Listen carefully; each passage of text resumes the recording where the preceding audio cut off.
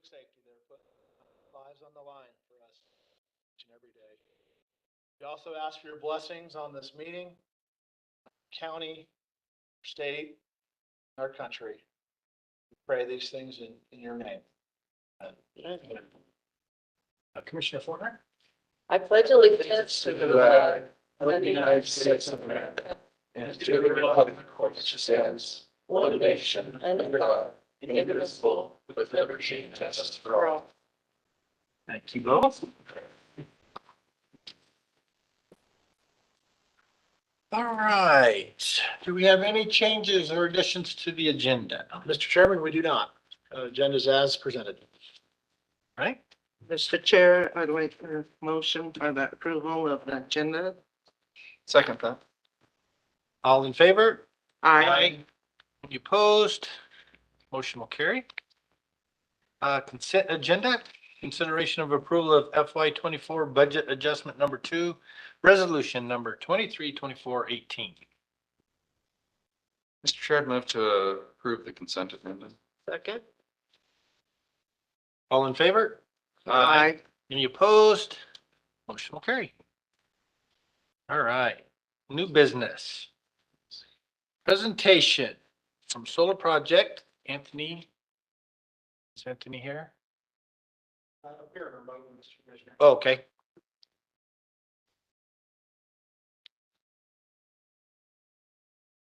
You guys hear me? Yes, sir. Okay, all right, I'll go ahead and get started. Is there a way that I can share my screen here on the WebEx, or do you have a copy of the presentation in front of you? Mr. Chairman, do we also have legal counsel on the line?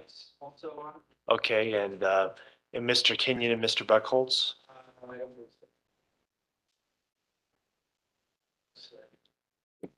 Okay. Mr. Nickel?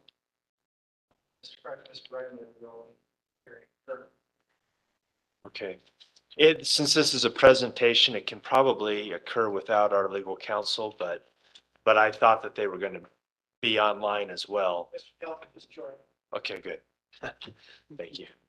And Mr. Chair, there is a copy of the presentation for Mr. Crutch within your agenda packet. At Mr. Crutch's pleasure, he can either share his screen or have it present. Did you hear that, Mr. Crutch? I did not. What was that? You can share that screen if you would like. Okay, all right, let me see how to do it. Let's see, I see it here. I'm gonna pull it up right now.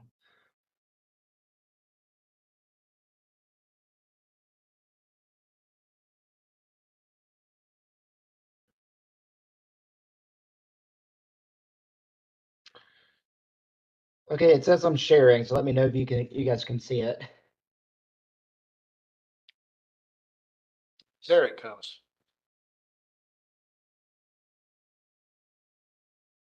Okay, we can see it now.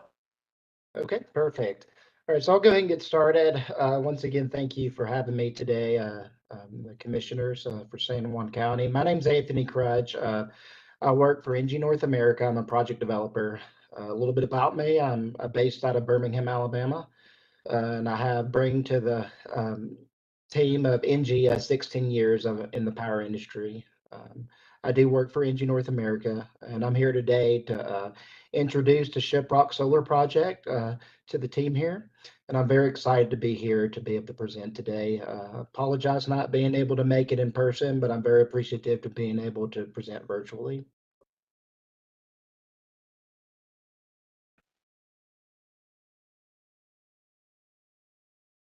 Okay, there we go. So now I'll talk a little bit about the scope of the Shiprock Solar Project. It is a 360 megawatt solar project that is west of the San Juan generation station. It's PV panels accompanied with utility scale battery storage. The location of it is in Waterflow, New Mexico. What it's composed of is we have land signed, a little over 3,000 acres. 2,000 of that is on the Bureau of Land Management. That's federal lands, and then we have 3 private landowners As far as the boundaries of the site, VIA 38 runs parallel to the site and it actually intersects in the site itself. And then the southern boundary is Highway 64. A little bit about the interconnection. It's a 345 kV tie-in to the Western Area Power Administration. And so we're looking to have a Q4 2027 COD. And the reason I'm here today to introduce the project is I've been working with Mr. Starks and his economic team there at the county and wanted to get in front of you all today. I've had a very positive reaction from the landowners and the BLM. And so what we're doing today is working to continue the conversation with county officials and the broader community. I want to talk about very briefly our work in North America, NG. We've actually been in North America for decades. We have a little bit over 4 gigawatts worth of solar and wind farms.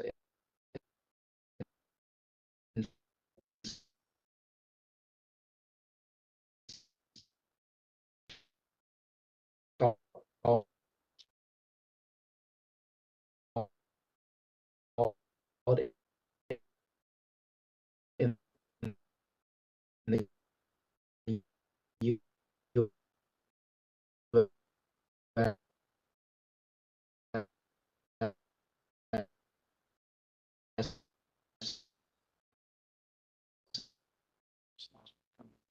Yeah, can you still hear us, Mr. Crouch?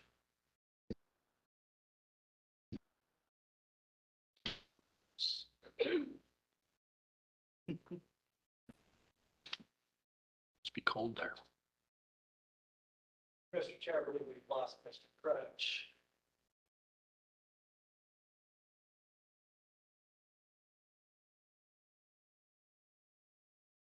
Do you want to give him a second or?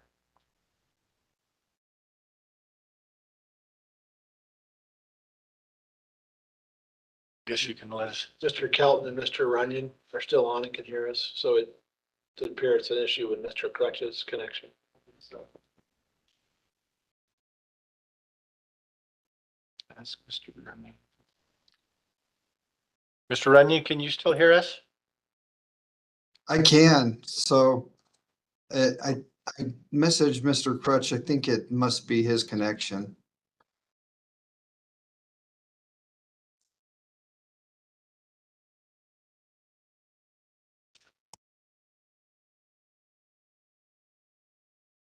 We could switch. Or can we switch presentations? The one to Mr. Vega. How long's the calendar? The calendar we could do pretty quickly.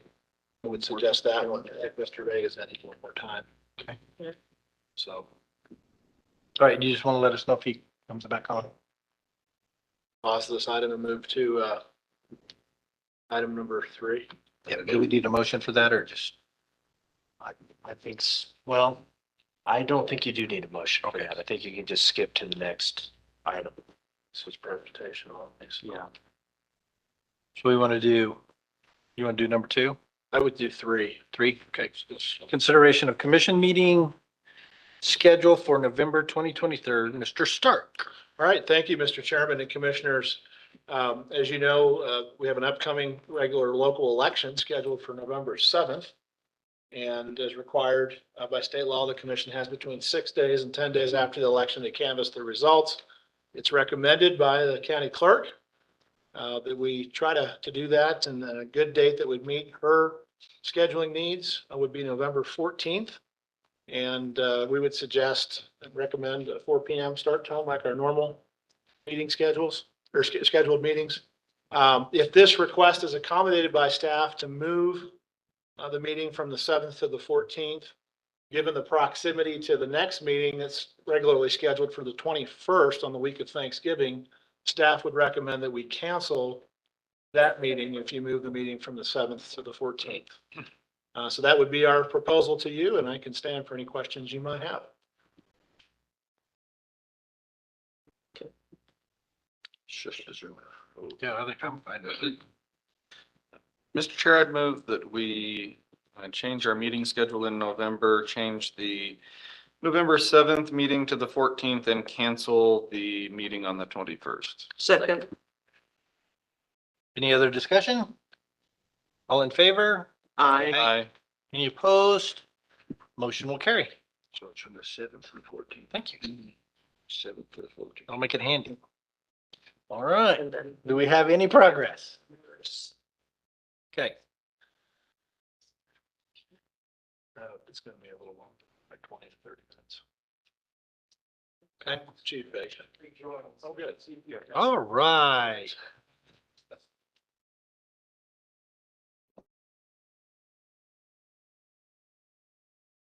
Just under the wire. Okay, I am so sorry. My internet completely cut out. Um, can the team here hear me? Yes, we can. So you Okay, can continue now. yeah, I apologize. Let me go ahead and share my screen again, and I'll get back started.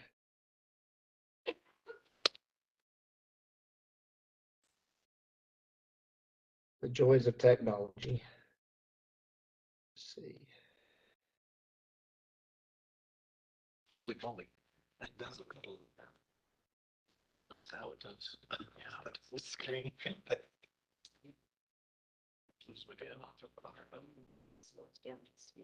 Yeah, ask him if Devin can do the presentation, see if that helps with his. Yeah.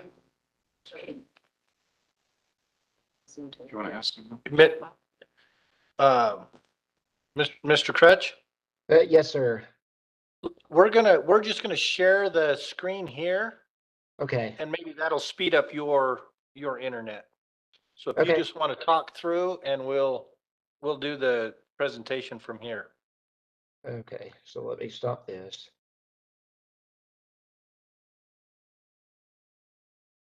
Okay, let me know when you're ready. I think I had gotten to the status of development. Yes, sir. Okay, so the status of development, as I had mentioned before I got cut off, we had 100% land control. Part of that is with the BLM, and the other half of it is, or the other piece of it is the private landowners. The title curative is in process. Um, we've completed several environmental studies to date, and we've done biocultural and wetland studies, and we haven't identified any species within the BLM solar generation area. We did find small populations of Mesa Verde cactus just west of the site, and we're making plans, or we've made plans to design around those areas with that federal protected species. As far as the BLM permitting, Q2 of 2023, we've submitted an updated plan and development, and that actually starts the NEPA process, which we will begin in Q3 of 2023. Right now on site, later this month, we'll be completing geotech studies. There's 16 boring locations were approved by the BLM. And then lastly, we have an interconnection which connects to the 345 kV shipyard there, Shiprock Switch Yard there at WAPA.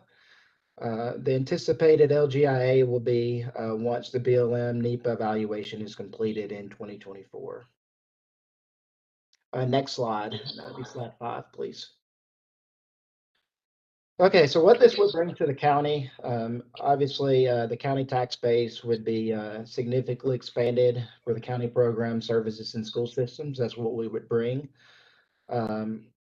We would bring a creation of jobs, being hundreds of construction jobs and support there for the local indirect jobs being goods and services, lodging, restaurants, and so forth. The plan is estimated to have 13 full-time positions once the project becomes operational. And next slide.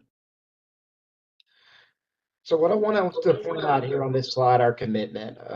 We are not just a developer that, comes in and, develops the site, builds it and sells it just to flip it. NG North America has a long-term view and accountability to San Juan County.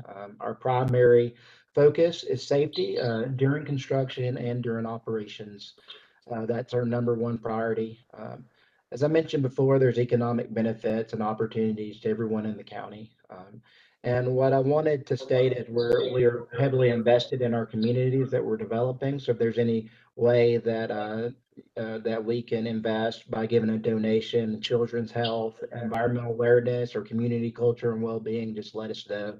And I'd be happy to arrange that. So that concludes my presentation. Next slide. I wanted to thank the commission for allowing me to come and introduce the project today. I would like to come back 6 months to a year from now, and maybe we can have a deep dive into some of the specifics once we advance more in development. And here's my contact information with my phone number and email address. So now I'd like to take any questions if there are any at this time. All right, thank you, sir. Appreciate that.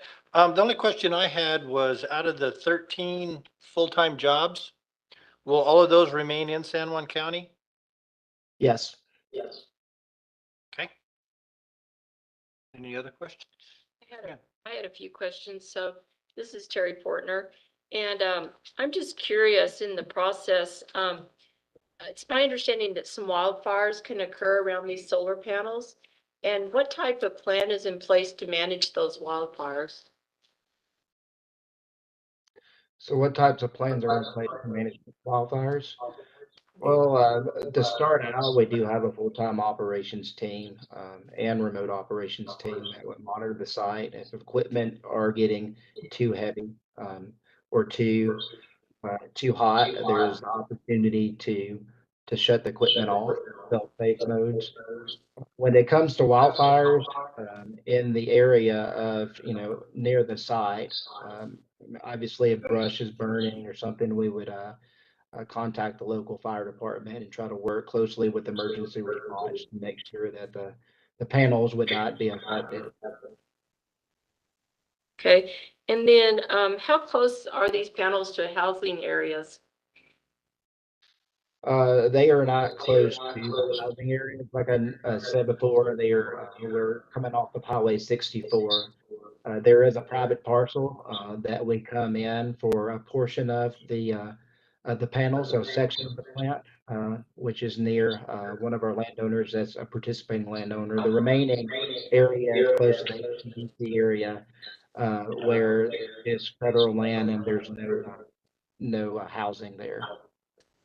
Okay, and then I just have one more question. What happens to the decommissioned panels? They are disposed of. A lot of times they can be recycled. There are agreements that are in place over the life of the plant where they are shipped off to different areas. Where, like, what type of areas are they shipped off to? Um, I can get an answer specifically for this area. I guess it all depends on which geographical location there is, but there are contractors out there to where panels can be disposed of. But I'm happy to get that information to you as a follow-up. Okay, I appreciate that. That's all. All right. Yes, ma'am. This is Jane Totticini, Commissioner Totticini. With solar, there's always concern about migrating birds. Has that been studied? Is any of it going to be impacted in this area? So we do studies prior to the NEPA process beginning, and we have not seen anything as far as migratory birds that would be affected. During the NEPA BLM process, we formally consult with the U.S. Fish and Wildlife Service, which is called a Section 7 consultation. And that's where this would be discussed if there was any concerns there. But as of right now, our due diligence and site studies, we don't see that as an issue. All right. Any other questions, comments? All right, we thank you, sir. Thanks for your patience and getting our presentation already. Thank you. Well, thank you. I appreciate being able to come here today, and I look forward to meeting you all in person on my next visit over to New Mexico. You all have a good evening. You too. Take care. All right. State of San Juan County Fire and Rescue. David Vega. Chief David Vega.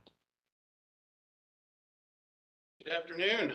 Good afternoon. I did have handouts of the presentation. I have to apologize. I was just going through them. I noticed that the copier didn't print back to back, so I apologize. I'm happy to email that presentation when I get back to the office, but I apologize. I did have handouts, so please excuse me for that. So if you do have any questions during this, please feel free to stop and ask. But Mr. Chairman and members of the commission, I appreciate the opportunity to come here before you today and provide you an update on the status of San Juan County Fire and Rescue. For the past 8 months, it has been my privilege to lead this amazing organization. Our fire department plays a vital role in ensuring the safety, security, and well-being of our community members. It is a privilege to be part of this dedicated team that selfishly serves the residents of San Juan County. Before diving into the specifics, I would like to acknowledge the dedication, courage, and tireless efforts of our firefighters, support members, and administrative staff. They are the heart and soul of our department, working tirelessly to protect lives and property, often at great personal risk and time away from their family. Over the past 8 months, we have faced numerous challenges as a department, from volunteer firefighter staffing shortages, wildfires, structure fires, hazardous materials incidents, and a large uptick in medical aid calls. It has been 8 months marked by adversity. However, it is during such time that the strength and resilience of our department will shine. In the face of these challenges, we have remained steadfast in our commitment to provide emergency services to San Juan County. Today, I would like to provide you with an overview of the following key areas: volunteer firefighter staffing shortages, sustainability, and the role that ISO and the State Fire Marshal play in our organization. And with that, Mr. Neely has the first slide pulled up, and it was just our mission and vision statement. So again, serving a stronger community, and our vision statement, providing progressive and professional volunteer emergency services. And if you would go to the next slide, Devin. This slide just is a brief overview of our department. So as we sit today, we are 19 uniformed full-time staff. That is sworn staff. We're supported by 10 administrative staff. We have 11 individual fire districts or sub-districts that make up San Juan County Fire and Rescue. And that's a holdover from the original consolidation in 2001 that we'll talk about. We've got about 160 volunteer firefighters. About 50 to 60 of those are what we would consider active volunteers, meaning that we see them on a regular basis. Any volunteer fire department across the United States, roughly about a third of their volunteers are active, and we certainly see that here. The other 100 or so volunteers that are on our rosters for reasons that we'll discuss during this presentation, life, work, we just don't see them a lot. So we've got 28 fire stations. We're supported by 127 pieces of apparatus. We cover about 5,000 square miles. So we are a very large fire district. In fact, it takes us about an hour and a half from both sides of the county running code to get to a call. So we have an extremely large geographic area that we cover. We're also a busy organization. We run about 9,000 plus calls a year. So that roughly averages at about 25 calls a day that our agency is responding on. So we're a big organization. How do we stack up? If you look to the north, Durango Fire and Rescue, they're running about 101 full-time individuals. They've got 40 volunteers, 16 fire stations, and they've got about an annual call load of 6,500. So way larger staff, less calls, a smaller geographic area. City of Farmington, our neighbors here in the county. Of course, they're a 100% full-time agency. They've got 99 full-time staff. As I mentioned, they're 100% full-time. They have no volunteers. They run out of 6 stations in the city of Farmington, and they're running about 15,000 plus calls a year. So that's just a quick comparison, so you know how we stack up to some other departments in our area. I want to focus on this slide a little bit, and this kind of slide sets up the first half of the presentation. This picture here, and when I started as a volunteer, this poster was in every volunteer house, fire station, probably in the United States. And it was the poster, "What if no one answered the call?" You know, that was a very powerful statement.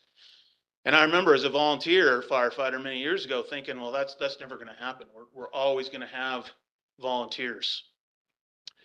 Fast forward to 2023, we're a nation that's gone through COVID.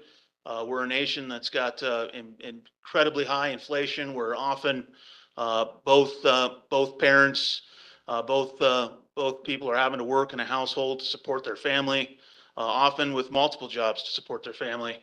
And we've seen an incredible decline in the volunteers across the United States.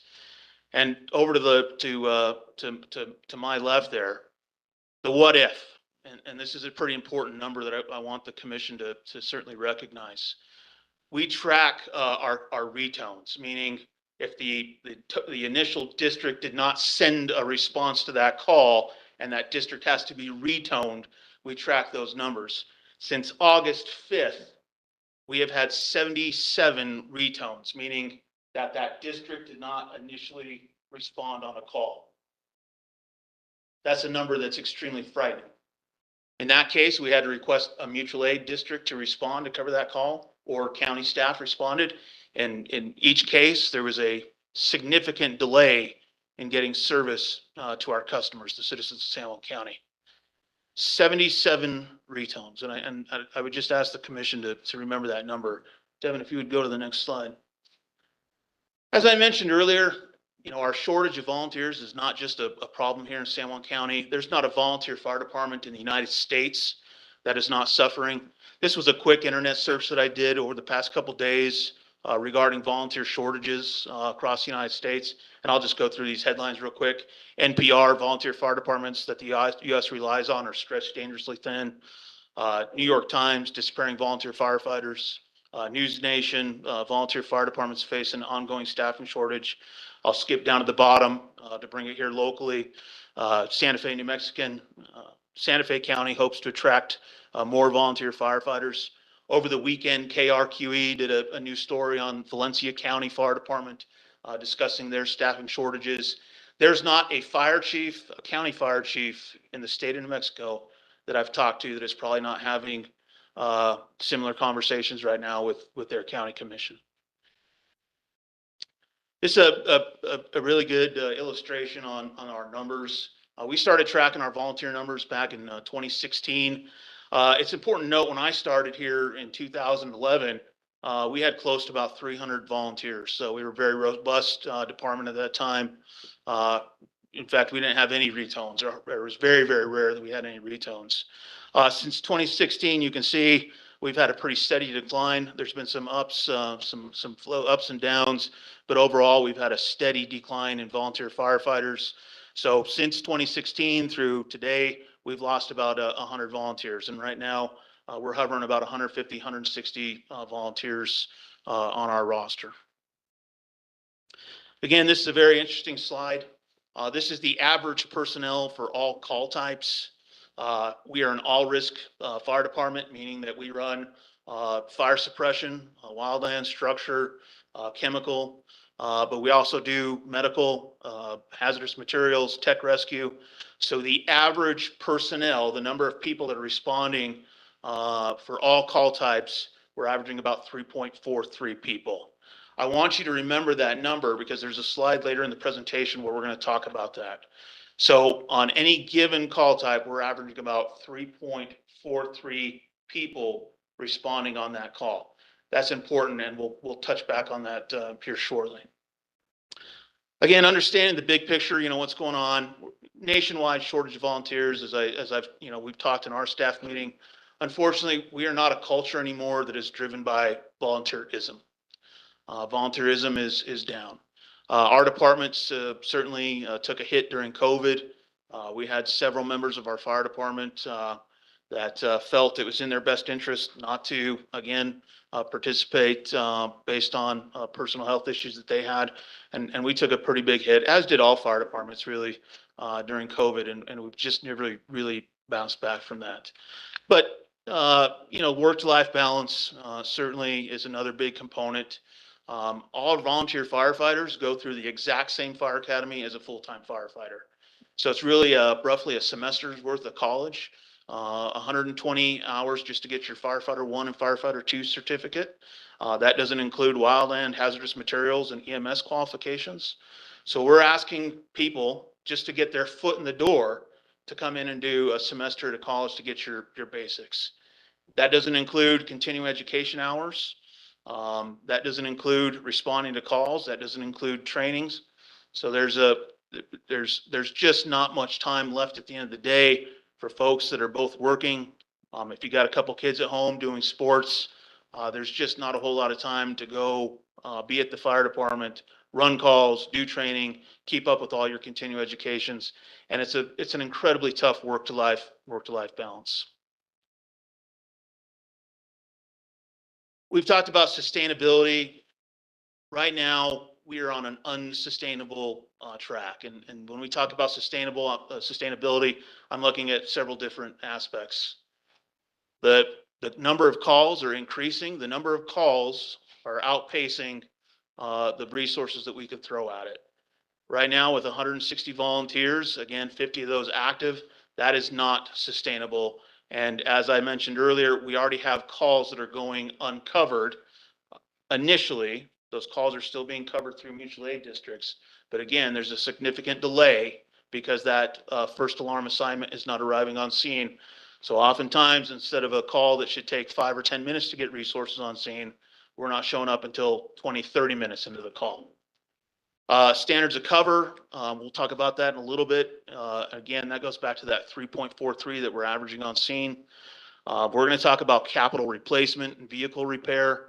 As I'm sure you all know, just in your own personal lives, the costs for anything are incredible. And I think in a slide coming up, we're going to talk about how much a fire truck costs. And Devin, I'd ask you to just go to that next slide. So again, kind of an interesting history lesson that I'd like to share with the commission. Prior to 2001, fire departments in San Juan County were independent fire companies, meaning that there was not a San Juan County fire department. There was 14 independent fire departments that were led by a fire marshal. 2001, and this is kind of where the history repeats itself. 2001, the fire district started having a hard time funding themselves, getting training and responding to calls. So there was a consolidation of those 14 individual fire districts to create San Juan, at the time, San Juan County Fire Department. In 2021, we celebrated 20 years of service as a fire department. And it's interesting here in 2023, we're actually seeing some of the same challenges resurface as we did in 2001 in terms of funding, staffing, and those other challenges. Where do we get our authority to be a fire department? This is kind of interesting. There's really 4 areas that give us our authority to be a fire department. The first one is through New Mexico State statute. That was the creation of the New Mexico State Fire Marshal. The fire marshal was created in the state of New Mexico to approve fire departments, adopt international fire code, implement fire prevention efforts, develop training standards, develop the New Mexico State Fire Academy, and then develop funding for fire departments. The next one is the New Mexico Administrative Code, Title 10, Public Safety and Law Enforcement, Chapter 25, the State Fire Marshal. And that is really the rule book that us as a fire department has to play by. We've got the New Mexico State Fire Chief's Handbook, and that's really our playbook, if you will. And that tells us what we have to do in terms of ladder testing, hose testing, a lot of the regulations that we have to follow and be compliant with this New Mexico State Fire Marshal. And then the last one is Ordinance 49. And that was the creation of San Juan County Fire and Rescue and the fire districts. So that's the authority. That's where we get our authority to be a fire department. Some language out of Chapter 25, the New Mexico Administrative Code. And again, this is kind of important language, and I would ask the commission to kind of zone in on this. And I'll just read this aloud. Local government, in conjunction with the fire department under its jurisdiction, local government shall ensure fire department members under its charge have the knowledge and skills necessary to perform their assigned positions. This includes not only initial competency, but also that competency is maintained. All fire departments shall have a training program and policy that ensures that personnel are trained and that competency is maintained to effectively, efficiently, and safely execute all operations consistent with the department's local responsibilities. So that is a shared responsibility that both I as the fire chief have and that you as the San Juan County Commission have. We have that joint responsibility to make sure, 1, that we have an operating fire department, but that 2, our firefighters are properly trained and equipped to do their job. Again, Title 10, Chapter 25, to achieve an operational, functional status, the department shall have sufficient membership to ensure that response of at least 4 trained members to fight fires, structure fires. To meet this minimum, the department should have at least 12 adults willing and able to volunteer their services as firefighters. Now, this is where it gets really scary for me as the fire chief. Right now, as we currently stand, because we are in such a volunteer staffing shortage, I have 7 of our county fire districts that don't meet this standard right now. So let me put that into a different way. If the state fire marshal would have come in today and do an audit on us, technically they would be able to say, you have to close your doors down because you do not meet this standard of having either 4 trained firefighters or 12 adults willing and able to volunteer their services as firefighters. That keeps me up at night. Standards of cover. This is an important one for us. We have regulations. We follow NFPA regulations, National Fire Protection Agency regulations. And in terms of our standards of cover, there's 2 regulations that we try to be compliant with. The first one is NFPA 1720, Standard for Organization and Deployment of Fire Suppression Operations, Emergency Service Operations, and Special Operations to the public by volunteer fire departments. And then NFPA 710 is its brother on the full-time side, Standard for Organization and Deployment of Fire Suppression Operations, Emergency Medical Operations, and Special Operations to the public by career fire departments. We fall into a little bit gray area between those 2 standards because we are a combination department, meaning that we both have volunteer firefighters and career firefighters. But here's the interesting thing with both NFPA 1710 and FPA 1720, and it goes back to that 3.43 number that I told you earlier. NFPA tells us that if I'm responding to a low complexity structure fire, I should have, and you guys want to take a guess how many firefighters I should be throwing at that? Any guess? I should have 15 firefighters responding to a low complexity structure fire. My average response per call right now is 3.43. So NFPA tells me I should be sending, again, let me just emphasize that, I should be sending 15 firefighters to a structure fire. Right now, I'm sending about 3.43 on average. There's some days that we're hitting that. There's some days that we're not getting even the 3.43. Okay. That's an important one. The numbers, our total numbers, as I mentioned earlier, right now we're sitting at 179. That's 19 paid uniform staff, 160 volunteers. All of the full-time staff, sworn staff, we have to meet IFSAC, International Fire Service Accreditation of Congress standards, and we all have to be certified EMTs. Number of certified firefighters are either pro board or IFSAC. We've got 52 firefighters. Number of certified firefighters with an EMS certification, either first responder to paramedic, 39. And number of certified EMS only responders, firefighter to paramedic, 55. So again, I highlight there that statutorily we are responsible for fire suppression, but we're also seeing more folks come in just wanting to do EMS on our department. And that's reflected in the number there at the bottom. Some budget numbers for the commission. We're sitting about 2.8 million in our 0.25%, our 222 0.25% gross receipt tax. We get about 1.3 million from the state, our state fire protection funds. And that is a direct correlation with our ISO ratings that we'll talk about here in a little bit. But we have a relatively small budget, again, just for a comparison number. If you look down at the bottom, fiscal year 23, Farmington Fire Department's budget was almost $10 million. So we're operating on a pretty slim operational budget. These are the fire protection fund allotments that we get through from the New Mexico State Fire Marshal. These are derived from insurance premiums in the state. And this is just broke down by district. So District 1, 374,000, and I won't read all the numbers. You can scan through them themselves. But District 1 and District 2, both those districts have 4 stations. So you can see they're getting the highest amount of number. Our small districts, District 11 down in DZ, that's an only 1 station district, so we're only getting about 110,000 from the state there. So it's a very small operational budget that we have to operate on. Where does that come into play? And again, this is kind of an interesting slide. So this is what does it cost us to dress a firefighter? Each San Juan County Fire and Rescue firefighter that comes through the door, just in the PP alone, that's about $8,000 that comes out of that budget. And that's really to put them in the gear that you see in that slide. The SCBA that firefighter is wearing, the self-contained breathing apparatus, $10,000 for one of those packs. This year, we're having to replace all of our SCBA. There's no way that we're able to do that with our budgets. We've got several grants that we're seeking to help us replace all of our SCBA. But one SCBA, the tool that allows us to enter an IDLH environment or a fire immediately dangerous to life and health environment, $10,000.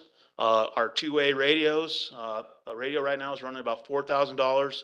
Our pagers that we get our calls alerted on, they're running about $500 to $600.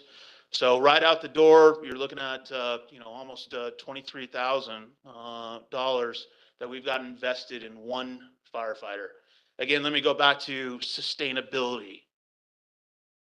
I cannot sustain that. There's an expiration date on gear. Our gear has to be, our gear expires after a 10-year lifespan. Right now, we've got several pieces of ensemble that are getting ready to come up on their expiration date. That's not sustainable that I'm replacing 160 pieces of gear every 10 years. That's just not sustainable. Not to mention, I mentioned earlier, I've got 100 firefighters right now that at their house have about $23,000 worth of San Juan County taxpayer dollars tied up that I'm getting very little return on. I'm not seeing them. That's kind of important. This is just the wildland gear. You can kind of go through the prices there. The cost to outfit a firefighter is astronomical, and that's a large portion of our budget. Capital replacement. This is kind of interesting. The county does have a capital replacement plan. Last year, we ordered 4 new engines to replace old fire apparatus. When we had originally budgeted this, when we built the capital replacement in the county, at the time, a fire truck was running about $400,000.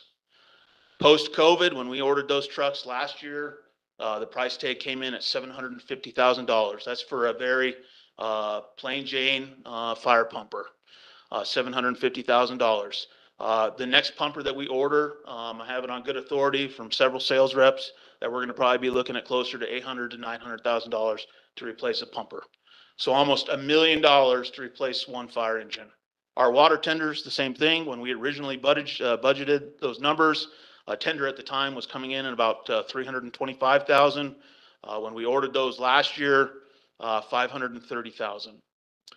We have a ladder truck, ladder 61, that serves the Lee Acres area.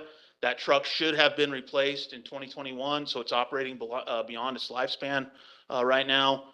We had originally budgeted $750,000 to replace that truck today, $1.8 million. Over the next 5 years, if I look at the fire apparatus that I have to replace, we're looking at a price tag well over $5 million. As I mentioned earlier, we have to replace our SCBA packs. They're hitting their max lifespan. That's a $2 million project right now to replace our SCBAs. And we do have grants out for that we hope to, in fact, myself, Deputy Chief Mack, will be traveling down to Albuquerque tomorrow to visit with the State Fire Marshal. And we'll be presenting to the Fire Grant Council our case for SCBA. Some external stakeholders that affect us, of course, you've heard me mention the New Mexico State Fire Marshal. The other external stakeholder that really affects us is ISO, the Insurance Services Office, with their fire suppression rating schedule. And for those of you that may or may not know, ISO really recommends the insurance rates for insurance companies. So your homeowner's insurance, your fire insurance for your that you carry on your homes, those rates are really set by ISO. And I'd ask just Devin to go to the next slide. So again, I'll just kind of highlight the blue here.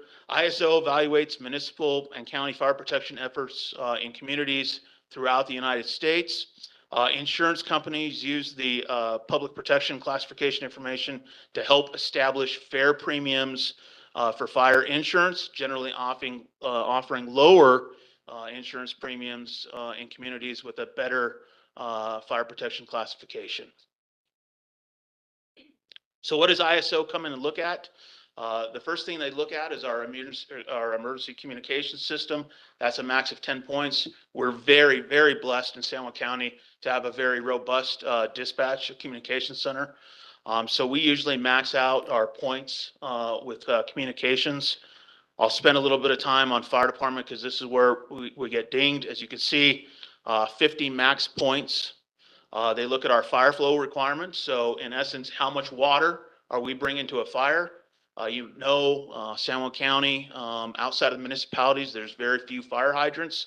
So when we go to a fire, we have to take our water with us. So they look at our fire flow requirements.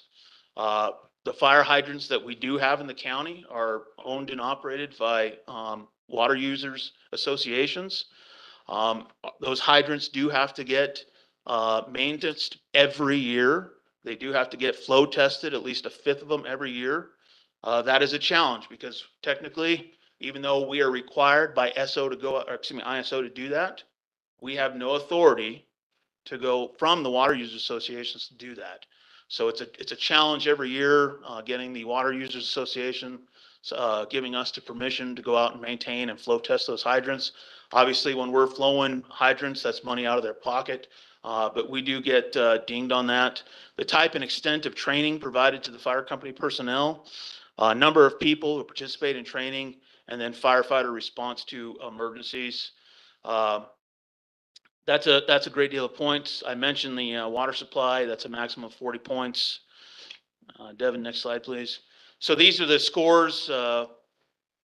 90 or more points, you're in ISO class 1. So just for example, City of Albuquerque Fire Department, fully paid fire department with a fire hydrant every 500 feet.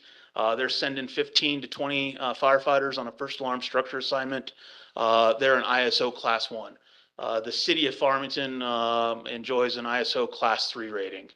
City of Bloomfield has an ISO class 2 rating.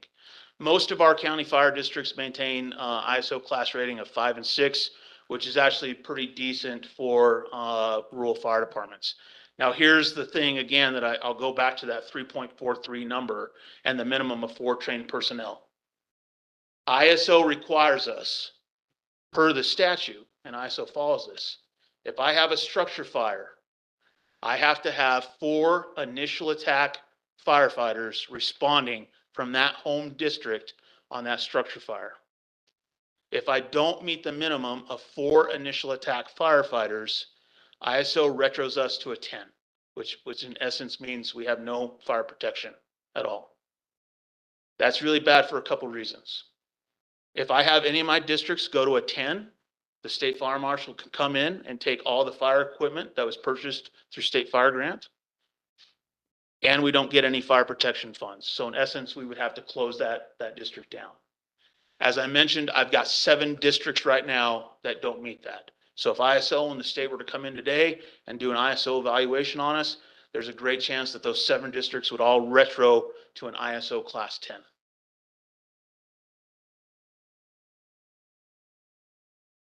The split rating, you'll notice there was 2 different ratings there. The split rating, the lower number is a rating for anything within 1,000 feet of a fire hydrant and water source and within 5 road miles of a fire station. The higher rating within 5 road miles of a fire station, but beyond 1,000 feet of a fire hydrant. So in essence, if you're living beyond 5 road miles of a fire station, beyond 1,000 feet of a fire hydrant, you're an ISO class 10. And unfortunately, we have a lot of areas in our county where that's the case. Training, I mentioned the training demand on our firefighters. This is what ISO requires our firefighters to hit every year to get max points. Facilities, that's basically time in a burn tower, 18 hours per year per firefighter. Company training, 16 hours per month per firefighter. Officer training, 12 CE hours per year for all officers. Existing driver training, 12 hours per member. So you can see, and then hazmat, 6 hours per member. So there's a great deal of continuing education just in CEs that our volunteers and our full-time staff have to follow to get to be compliant. It's not realistic and it's not sustainable that we're asking volunteers to do this. So the real question is, where do we go from here? Obviously, we have several challenges that we're facing right now.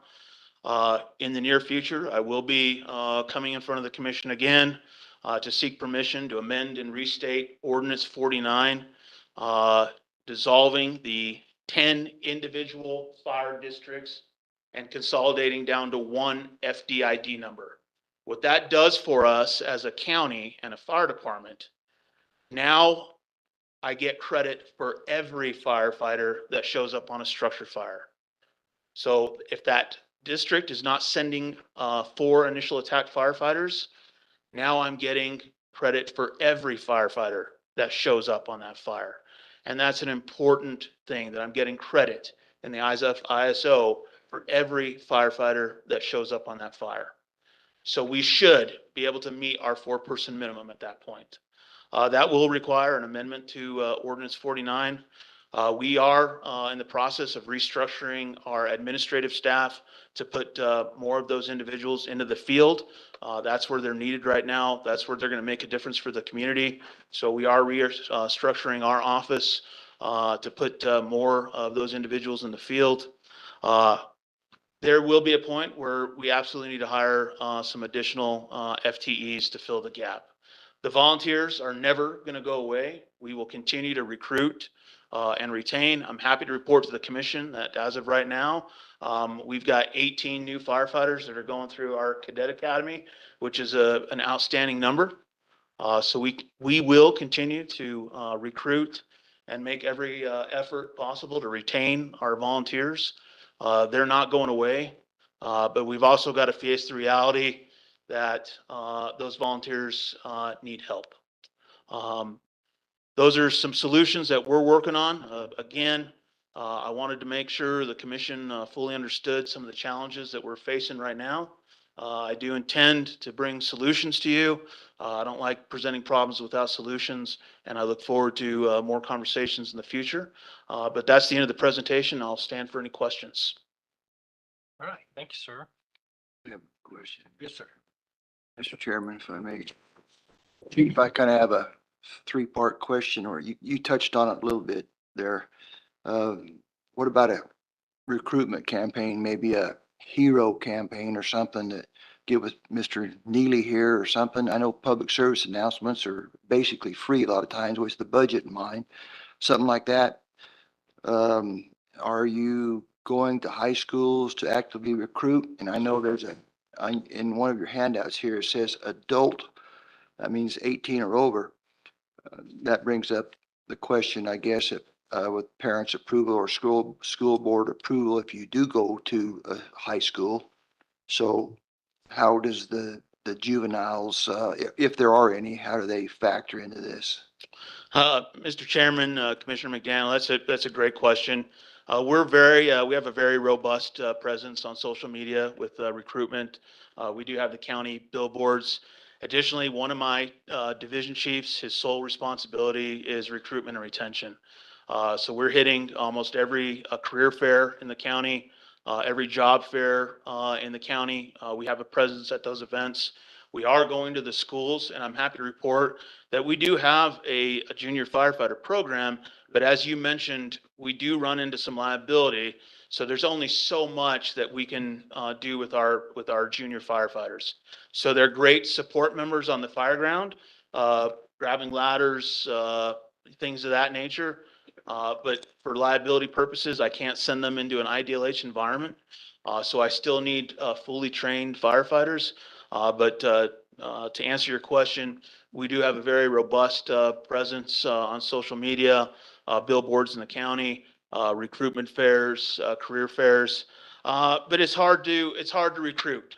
When you're asking people to come and do this, put their lives on the line, um, go through all the training, and basically at the end of the day, you're getting an attaboy. It's hard to get people to want to come and do that for, in essence, free. They do get a nominal fee to help cover gas, wear and tear on cars. But at the end of the day, it's a very small nominal fee. They're every individual that has a business right now is having a hard time get full-time employees. And it's hard to recruit people to want to come and do this for free. But we do have a very robust recruitment program. I know sometimes seniors do turn 18 or maybe some others, in high school, but they still may be under the auspices of their parents. So I know that's a factor too. So. Again, Mr. Chairman, Commissioner McDaniel, we have conversations. So those folks that are on that cusp or 17 and getting ready to turn 18, we do encourage them to go through our academy. So when they do turn 18, they can hit the ground running. Thank you. Yes, sir. Thank you. Mr. Chair? Yes, sir.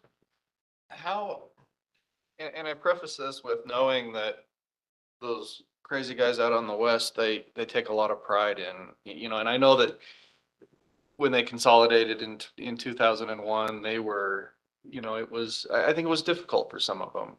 Where are our volunteers with this new idea of consolidating? Mr. Chairman, Commissioner Beckstead, that's an outstanding question. I'll use an analogy, if the commission will allow me to answer that question. Remember when you were a kid and you had a toothache, and that tooth hurt, but you hated going to the dentist? But you knew eventually you were going to have to go, but you delayed it as much as possible until the point that you just couldn't live with it anymore. And then you bit the bullet and went to the dentist. I think for a lot of our volunteers, that's the feeling. There's not a volunteer that we have in our organization right now that doesn't understand that there's challenges in our organization, that we're understaffed. But to your point, Commissioner Beckstead, there's certainly a pride thing. And what I'm asking them to do is change a lot of their culture that they've known for a long time. Firefighters generally hate two things, change and the way things are. So when you're asking firefighters to change the way that they've known life and business for a great deal of years, it's certainly a hard ask. That being said, I'm very confident telling you all today that all of our volunteers understand the challenges that we're facing. They have questions that hopefully we'll be able to start answering in the next weeks and months. But they all understand that something's got to change. We're not on a track that's sustainable. Certainly, I have had. You already started the process of talking with them. I have. As I mentioned, when I first came on as chief, the very first chiefs meeting that I had with the district chiefs, I let them know, hey, we're on a track that's not sustainable right now, and some change is coming. So they know. In fact, yesterday, today, I've had one-on-one meetings with a couple of our district chiefs that were, again, very productive. They understand the need.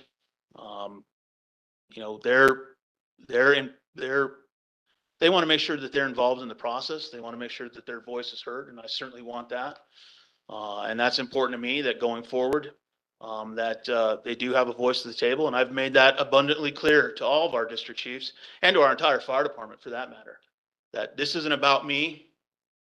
This isn't about David Vega. This isn't about me building something. This is about me making sure that when our citizens need us, that we're going to be there and that we're going to be well trained and well equipped to take care of whatever's required of us. And that's what we're doing.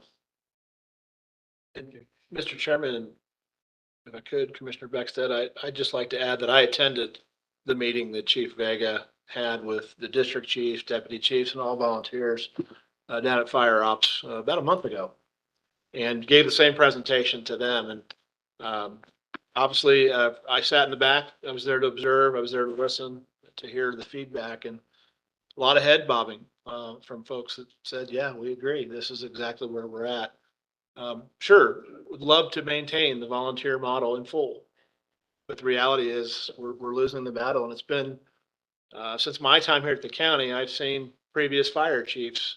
To your point, Commissioner McDaniel, we're doing everything we can to market, recruit, to try to bring new volunteers to San Juan County. And that's been the case for a long time, having a position dedicated to just that, recruitment of new volunteers. And it's unfortunately a battle that we're losing, and we can't lose, because at the end of the day, who's depending on these services? Who wants to call 911 and not have anybody respond? We can't let that happen. That's not happening today, but we've got to put a fix together. And this fix, we would like to bring to you at the next commission meeting, the amendment to ordinance 49 to start that process. It would take a long time being at least 2 to 3 months, Chief, and please feel free to continue this process, because it's not an immediate thing once we amend the ordinance and move to one FDID number. Yeah, Mr. Chairman, Mr. Stark, that's a great point.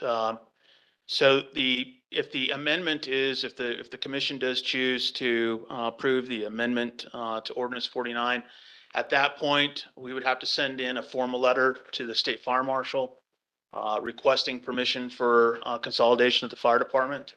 We'd have to send in the justification why. We'd have to send in the amended ordinance. The fire marshal, the actual New Mexico State Fire Marshal, Randy Varela, would actually have to approve the actual consolidation. The ordinance, or the amendment of the ordinance, is the first part of that consolidation process. But it's not an overnight change. Depending on how long it takes for the state fire marshal to approve the consolidation, it could be several weeks. I have a meeting with him tomorrow to discuss that and talk about timeframes, but it will not certainly be an overnight change. And again, there's several layers of regulation and overhead that has to be done here. So it's not, again, it's not just me flipping a switch. It does have to go through channels for approval, and it's not a fast process. Mr. Chair. Yes, ma'am. So, New Mexico Counties has been hearing this for a couple of years now, and Matthew Props, that one that was from Valencia, has been coming and talking to us. And I'm just curious, I know we have been supportive as far as talking about legislative initiatives. So is there any support being garnered from legislators? Because I know that this is a touchy subject for some individuals in smaller communities where it's only volunteer, but yet you have them having the same requirements to do certification or recertification. So I guess I'm just wondering, Matthew was down in Carlsbad as of recently. So is there any momentum as far as that goes? Mr. Chairman, Commissioner Fortner, again, a great question. I know Matt very well. We have been working together, drafting legislation that will introduce a recruitment and retention bill in the next session. Obviously, the dollar amount is always the difficult part to nail down. But as I understand, there's support from both sides of the aisle for that bill. So I think this is the closest that we've come in recent years to actually being able to potentially see a recruitment and retention bill passed. And we're optimistic that we'll see that at this session. The number, in fact, myself, Chief Mack, we're at a meeting in Bernalillo recently. $5 million was the number that was thrown out, but that's actually a very small amount at the end of the day, unfortunately. So they're still working with representatives trying to figure out a dollar amount, but there's certainly a need that the fire affiliates recognized. Again, recognizing that this is a problem throughout the state of New Mexico, and there's a lot of smaller fire departments that they just don't have the operational budget to fund recruitment efforts to hire additional staff. So in a lot of ways, you know, we are so much more fortunate here in San Juan County that we do have some resources. So I'm optimistic that we'll see something come out of this session. Thank you. Yes, ma'am. Thank you. Mr. Chair. Sir, how long on average, or how long does it take to retone? Mr. Chairman, Commissioner Bested, So dispatch is dispatch standards. So roughly if the dispatcher that's working on channel 90 doesn't hear anyone from that district responding within a minute, they'll hit a retone. The challenge again, as a volunteer fire department, our volunteers are not at the station. So if a volunteer is notified, they have to travel to the station to pick up a truck, and then they have to leave the station to get to the call. So just the nature that we're a volunteer fire department, it takes us a long time to get on scene. Our average response time is about 15 to 20 minutes on a good day. If you're adding retones to that, that might add 10 minutes to the call. If no one from that district, home district, responds and a mutual aid district is coming from a greater distance, that delays it. So it's not uncommon for us to have a 25, 30-minute response time if it's a mutual aid district or someone from county staff is having to go out to a call. One other question. I know you have the 3-4-3 average. Do you find, and that's for structure fires, right? That's, and so, but do you find that when they, and I know this would never happen in an ideal situation, but do you find that when a structure fire is called out that you have more show up because it is a structure fire and they wanna go on that call? So the 3.43 is for all call types, and honestly, it's entirely across the board. There's times where we get more folks that turn out for a medical aid call than a structure fire. It has to do the time of the day of the week, work schedules. It's entirely random. So that drives it more than the type Yeah. of call, you think? Absolutely. And then one last question, Go ahead, your last. and this is more directed at you. Is there something that you can do on the water commission to streamline them testing fire hydrants? Talk to the rural water users? Yes. Cause that's not I wrote that down. acceptable. We need to address that. So maybe you can do that through the water commission. I totally, Mr. Chairman, that'd be greatly appreciated. I'll get with you. Mr. Chairman, yeah. One final question here. I know law enforcement frequently gets these calls too, but in the case of, say, a heart attack, can a volunteer firefighter not go to the station, but as you know, time is of the essence. Can he not go pick up a vehicle and just go straight to the scene? Mr. Chairman, Commissioner McDaniel, again, a great question. Kind of interesting, during COVID, we had all of our members report to a station simply because we wanted them to be in the proper personal protective ensemble responding to a call. And typically, if you were responding in a POV, you weren't going to have a full gown and goggles and things of that nature.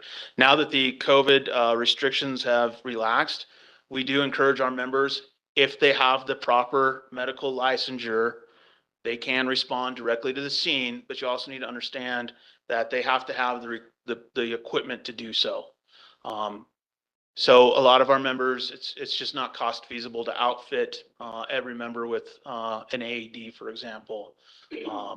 But if you're certainly in the area, we do encourage all of our members. If my standing order with all of our troops is if you're in the area and you can make a difference, absolutely, you have a duty to act. So that's absolutely one of our standing orders. Thank you. All right. I know it was just a few years ago that the city of Bloomfield joined under your umbrella. And from an outsider looking in, it looks like that went very smooth. Do you anticipate this kind of being the same idea? I mean, they got to keep their identity, and that word identity in a small community. Yeah, Mr. Chairman, again, a good question. That was kind of unique in the respect that, part of the service agreement that was negotiated was that City of Bloomfield would keep all of their branding. So that is to say, if you go into the Bloomfield Fire Station today, the firefighters that work in that station still wear City of Bloomfield Fire Department uniforms. Their trucks are still branded City of Bloomfield, and that's just the way the language is in that contract. This is a little bit different in the fact that we will be operating again, if so inclined, if the commission passes the amendment to the ordinance 49, we will operate under one FDID number, but the district pride is not going away. You know, that stays there. Again, I want to make sure that the commission understands that I'm not asking any of our members to throw away pride. The pride stays within the house, and I want to see that. Our firefighters are proud of their house. They're proud of the communities that they serve. That doesn't stop. The amendment simply is an administrative policy that now allows me to get credit for everybody that shows up on a fire instead of just the members from that home district. The pride stays. There will be some things that change, certainly, within the structure of the organization, but the pride doesn't go away. And I've encouraged the districts to maintain and hold on to that pride. Mr. Chair. Yes, sir. So is it kind of a numbers game then? Let's say somebody lives in Kirtland, but they work in Aztec. There's a call, I don't know, one of the stations out towards Aztec, and he shows up. He doesn't get to be counted because he's stationed in Valley? Mr. Chairman, Commissioner Beckstead, that is 100% correct. Because that district that is not a rostered member on that district, we do not count him, or we cannot count that firefighter as being one of the 4 initial attack firefighters. Do you see that happen? Absolutely, it does. Yeah. Now, those folks still, we have firefighters all the time that are, that may be assigned a geographic area out west, but they work. And in fact, that happened today. One of our District 2 firefighters rolled a brush truck out of District 8 because that's where he works. So that absolutely happens. But I cannot get credit for that firefighter being one of the 4 initial attack firefighters because he's not rostered on that home district. All right. Well, I appreciate your time, your presentation. I think we're through holding your feet to the fire. Mr. Chair, Maybe not. Chief Vega, what percentage of your volunteers are women? Mr. Chairman, Commissioner Totocini, that's an outstanding question. I don't have an exact percentage. We've probably got 10 to 15 females on our fire department that we're extremely proud of those individuals. My wife's a firefighter with the city of Farmington, so that's near and dear to my heart. I don't have a percentage. I'm happy to give you an exact number of female firefighters. I can provide that number to you. I apologize. I just don't have that on top of my head right now. Thank you. Yes, ma'am. All right. Thank you. Thank you. Thanks for your service. All right. Well, that was short compared to manager's report. The manager's report. I'll just give them that leeway. Thank you, Mr. Chairman. I have a few minutes for you tonight. Thanks for giving me the liberty to spend it with you.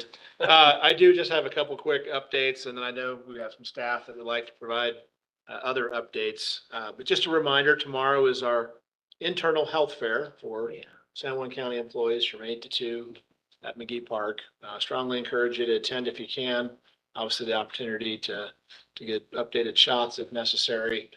And more importantly, is we're making that transition again to the state medical plan to answer any questions you might have, as we'll have various providers on site to answer questions, including the TPA for the state, third-party administrator that handles the administration of the plan. So that would be important to attend if you can.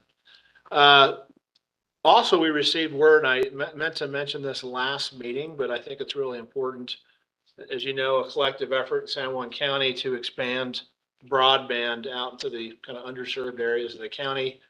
We've been working closely with ForSed. That's been a big initiative for them. Previously with Mr. Trujillo, when he was the CEO, trying to bridge the gap between broadband on the Navajo Nation with that off of the Navajo Nation. And one of the debates and struggles has been, if you're gonna move forward with expansion of broadband, what we see with a lot of the federal and state grants is that if you're gonna own it, you've got to operate it, which means you need to be in the internet service provider business. And that's been a tough one to try to figure out. And what it's really led us to is that, we need to work with existing providers here in the community to see them take advantage of some of the grant opportunities. And you all provided a letter of support for one of those, and that was Comcast. And here, just this last month, the Office of Broadband Access and Expansion for the state of New Mexico awarded $106 million, 66.8 million in grants and 39.5 million that was matched and in kind and cash contributions. And our San Juan County was the largest recipient of those dollars. $15.55 million to extend Comcast's existing network in San Juan County to further connect 2,800 unserved and underserved premises across the communities of Aztec and Bloomfield, which face economic distress with 234 miles of fiber connection here in San Juan County. So I thought that was worthy of noting. This is a result of your letter of support as well as the municipalities here in San Juan County and the strategy of trying to use existing providers to see the broadband network expanded in San Juan County is working. And there will be more grant opportunities coming along that we hope that our other providers in San Juan County will take advantage of to expand internet to those throughout San Juan County. So just wanted to share that with you. I thought that was a bit of good news that I didn't share last time. With that, I can stand for any questions and defer to those that have updates for the commission. I do not have any. Anybody else? Okay, thanks. All right, do we have any reports from elected officials? Carol Colby. Mr. Chairman, members of the commission, I just thought I'd give you an update. We had our property tax auction this morning. The state came in, and of a potential 100 accounts that we were looking at being on our auction list, several paid, fortunately. Some of them were pulled off by the state for various reasons, but we successfully auctioned off 29 properties this morning. So as much as I hate to auction somebody else's property, I'm really excited about getting a property that will be income producing back on our rolls. So I just wanted to give you a quick update.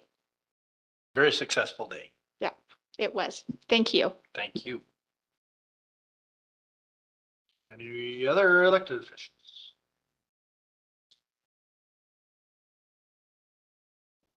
Mr. Chair, members of the commission, I just wanted to update you. In July, I came before you to ask approval to put in for a new funding source for the state of Mexico, with the state of New Mexico. They would pay for salaries of newly hired deputies. And I just want to let you know that we received that. We received 1.575 million to be dispersed over the next 3 years.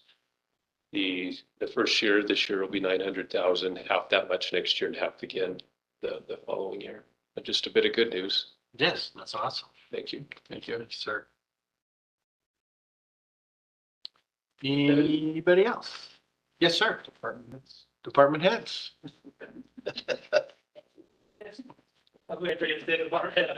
Sorry.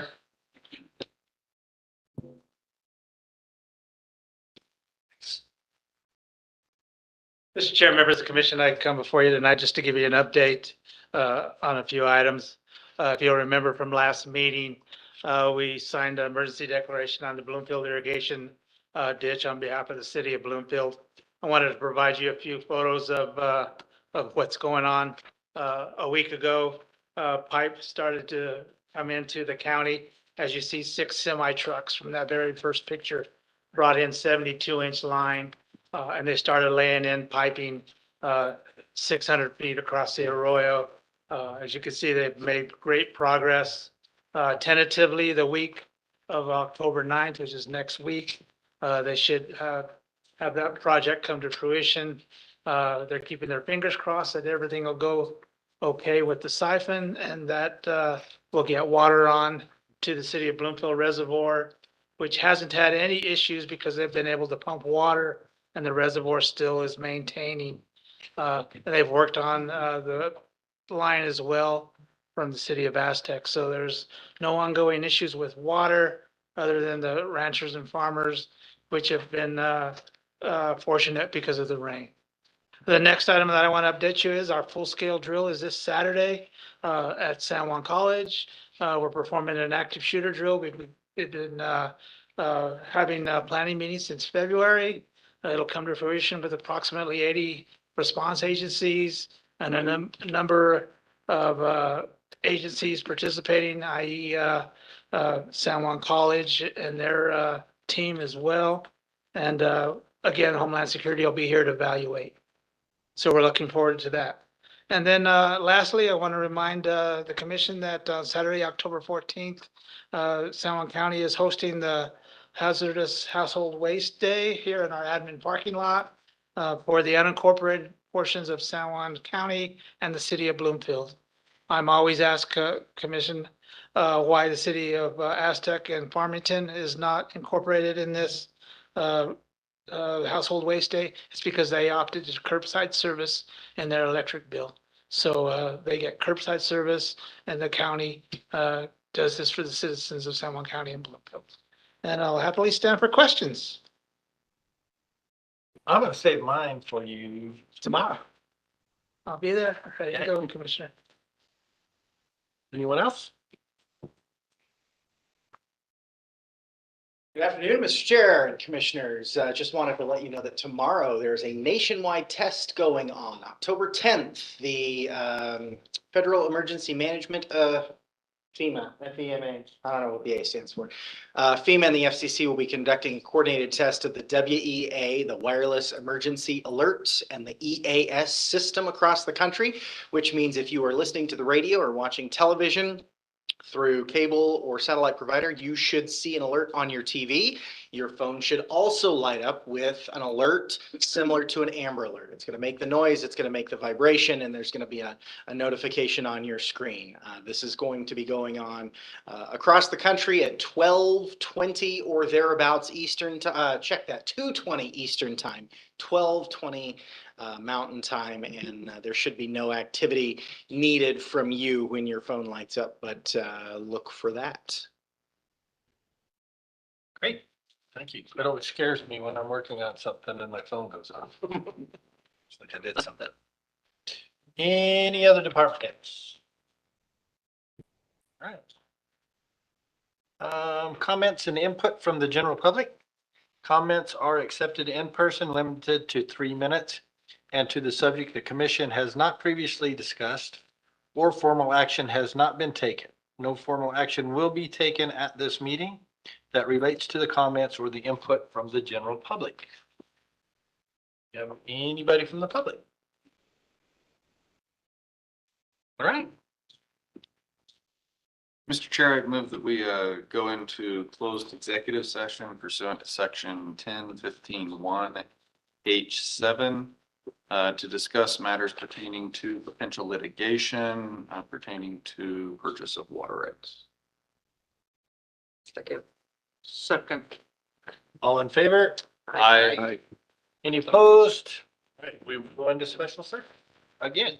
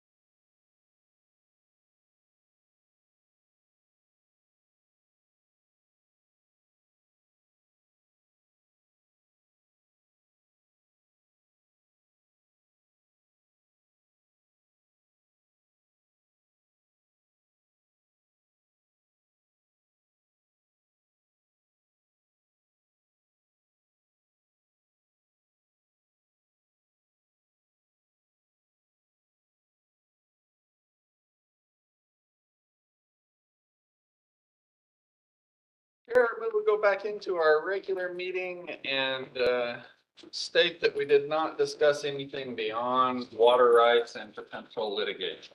Second. All in favor? Aye. Any opposed? Not hearing any. Motion will pass and no further business. Meeting adjourned.